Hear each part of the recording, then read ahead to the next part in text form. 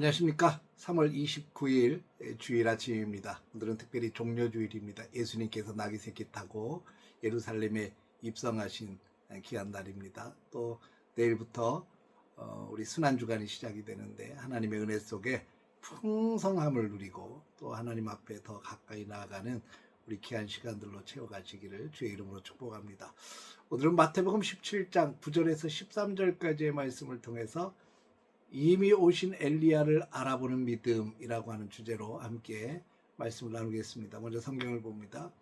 그들이 산에서 내려올 때 예수께서 명하여 이르시되 인자가 죽은 자 가운데서 살아나기 전에는 본 것을 아무에게도 이르지 말라 하시니 제자들이 물어 이르되 그러면 어찌하여 서기관들이 엘리야가 먼저 와야 하리라 하나이까.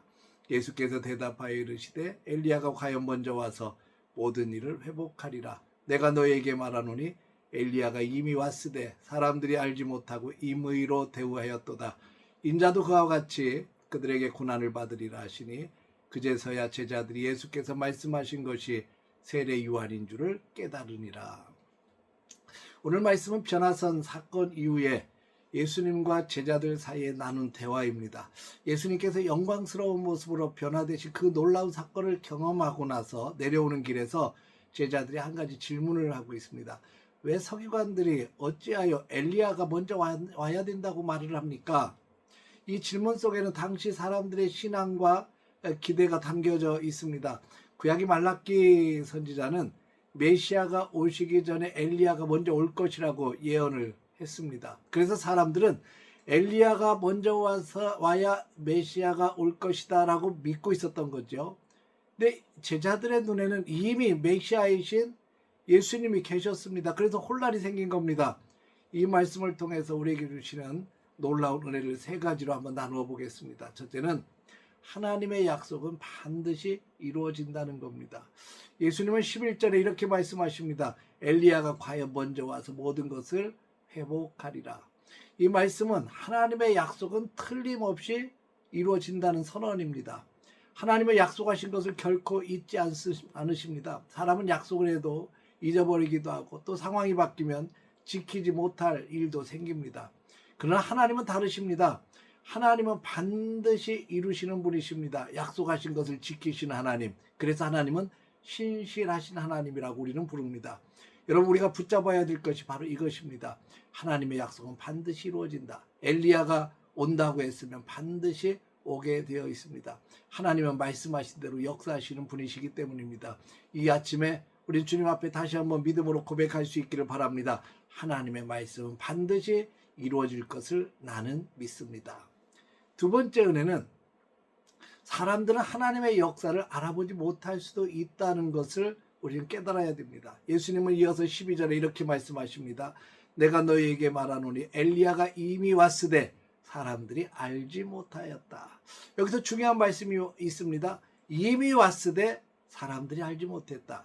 엘리야는 이미 왔습니다. 누구입니까? 바로 세례 요한이었습니다. 그런데 사람들은 그를 알아보지 못했습니다. 왜 그렇습니까?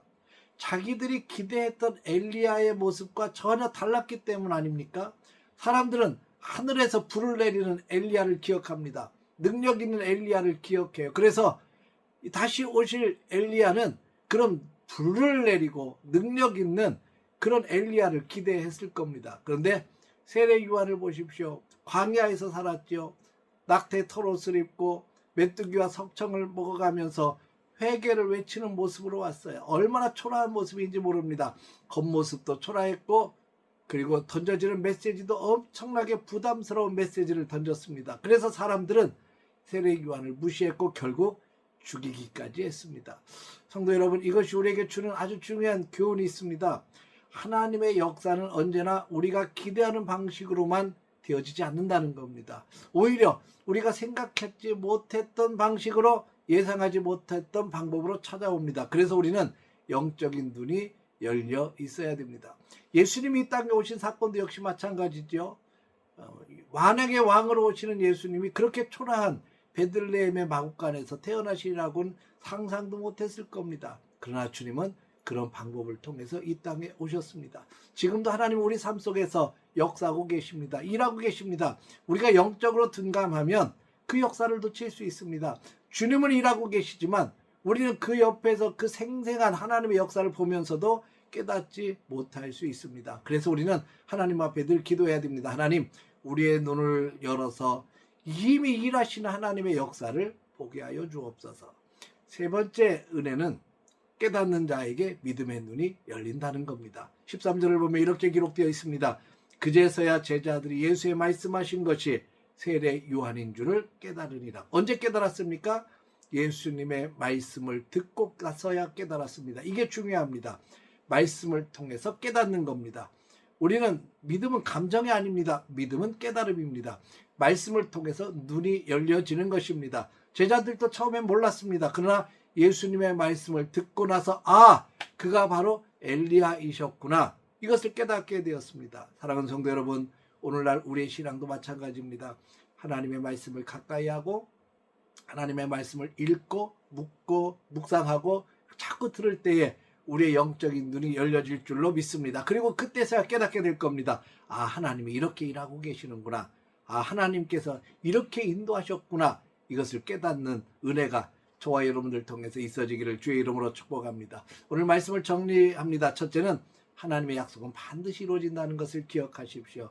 두 번째, 우리는 그 역사를 놓쳐버릴 수도 있다는 겁니다. 세 번째는 말씀을 통해서 깨닫는 자가 믿음의 눈을 갖게 되고 믿음의 눈을 갖는 자가 이 하나님의 역사를 볼 수 있다는 것을 여러분 기억하시기를 주의 이름으로 축복합니다. 오늘 아침에 함께 기도했으면 좋겠습니다. 하나님, 이미 일하시는 주님의 손길을 보게 하여 주옵소서.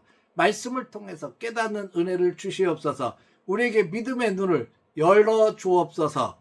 함께 기도할 때 우리는 날마다 살아계신 하나님의 역사를 경험하게 될 줄로 믿습니다. 오늘 거룩한 주일입니다. 종려주일입니다. 하나님 앞에 나와 예배할 때 우리의 영적인 눈이 열려지고 이 땅 위에 왕으로 오신 예수님, 나귀 새끼를 타셨지만 그러나 만왕의 왕으로 예루살렘에 입성하시는 주님을 바라보며 믿음으로 찬양하고 호산나 다윗의 자손이여 찬송할지어다 하면서 함께 외치는 놀라운 거룩한 주일 되시기를 주의 이름으로 축원합니다. 할렐루야. 기도하겠습니다. 거룩하신 아버지 하나님, 오늘 우리에게 거룩한 주일, 특별히 종려 주일을 허락하셔서 감사합니다.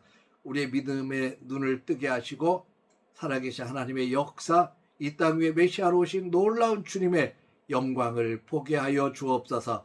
아버지 하나님 앞에 예배하는 현장마다 주님의 풍성한 은혜가 쏟아지게 하여 주옵소서. 예수님의 이름으로 기도했습니다. 아멘.